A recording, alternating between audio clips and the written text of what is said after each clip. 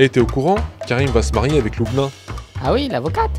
Elle va le haggar. Bah pourquoi tu dis ça? Une femme qui a fait beaucoup d'études, c'est une galère à gérer. Bon, c'est vrai qu'il n'a pas le bac, mais je suis sûr que ça va marcher. J'ai trouvé une femme qui va pas me prendre la tête avec ses études. Elle à la maison, moi au travail, chacun son rôle quoi.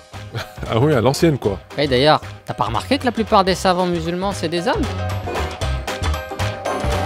Dès le début de l'islam, les femmes ont joué un très grand rôle dans la transmission du savoir religieux, mais pas seulement dans la transmission du savoir, mais aussi dans la production. Nous avons de l'analyse du fiqh qui a été faite par Aïcha, par Fatima. Elles ont joué ce rôle au premier temps, et puis après cela, les femmes ont joué un très grand rôle dans la transmission du savoir religieux. Donc nous avions des femmes muhaddithat qui travaillaient dans le hadith, des femmes faqihat, des femmes qui enseignaient le Coran, cela tout au long des siècles de l'islam.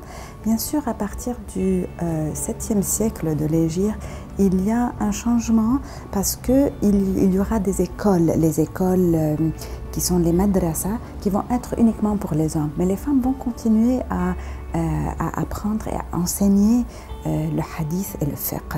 Et pourquoi dans le Coran, le témoignage d'une femme vaut que la moitié de celui d'un homme? Et c'est la même chose pour l'héritage.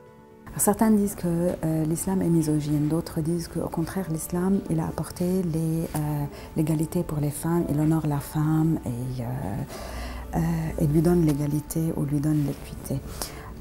En fait, l'islam a fait une révolution au 7e siècle, il a donné des droits aux femmes du 7e siècle, mais le problème c'est qu'on continue à interpréter le Coran comme si on était au 7e siècle, c'est là où ça devient non équitable pour les femmes. Donc ce que disent les féministes musulmanes, c'est qu'il faut comprendre, qu'il faut lire le Coran dans le contexte et comprendre le message coranique. Le message qui a donné à la femme le droit de témoignage, le droit d'héritage. Il a donné, c'est vrai, la moitié, mais c'est parce qu'elle n'avait rien à ce moment-là. Donc nous, sur la base du Coran, sur la base de la révolution coranique, nous devons accéder, nous devons penser et ouvrir la voie aujourd'hui à penser à avoir une justice, une équitabilité. Donc ces questions, c'est pour continuer sur les pas du prophète, pour continuer ce que a changé l'islam. Tu vas pas me dire qu'il existe des femmes théologiennes? Alors, au XXe siècle, nous allons avoir des femmes qui vont commencer comme Aïcha Abdurrahman en Égypte, qui a fait le premier commentaire d'une femme du Coran. C'était pas un commentaire féministe, c'était un commentaire du Coran qui ne se fondait pas sur les questions autour de la femme, mais qui était un commentaire en général, un commentaire littéraire du Coran. Après cela, nous avons commencé à avoir des femmes qui ont travaillé sur les questions relatives aux femmes en islam, et cela dans les années 70, 80 et jusqu'à aujourd'hui.